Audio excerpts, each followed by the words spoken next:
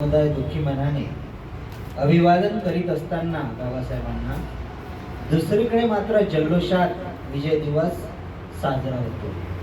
6 डिसेंबरला जनसमुदाय दुःखी मनाने अभिवादन करीत असताना बाबासाहेबांना दुसरीकडे मात्र जल्लोषात विजय दिवस साजरा होतो।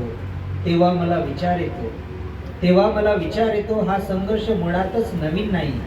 इथला इतिहासच या संघर्षाची गाथा सांगतोय। मूळ निवासी समजल्या जाणाऱ्या आदिवासींच्या नाग लोकांच्या वस्तींना तेव्हाच लावल्या असती लागी। यज्ञांच्या नावाखाली लाखो लोक दिले गेले नरबळी।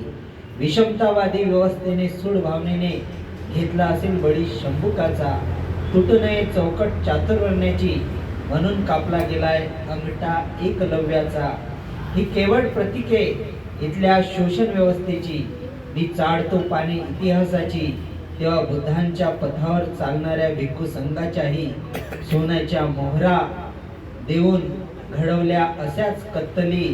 प्रियदर्शी सम्राट शुकाने उभारलेल्या लोकहिताय सार्वभौम राज्याला असंच नष्ट केलंय राजा बृहदत्ताला कपटाने मारून। तेव्हाही त्यांनी असाच विजय दिवस साजरा केला। वर्तमानात तर बाबासाहेब आंबेडकरांसारख्या महासूर्याने पुन्हा तो समतावादी बुद्धांचा सिंहस्तंभ उभारला बुद्धभूमीत।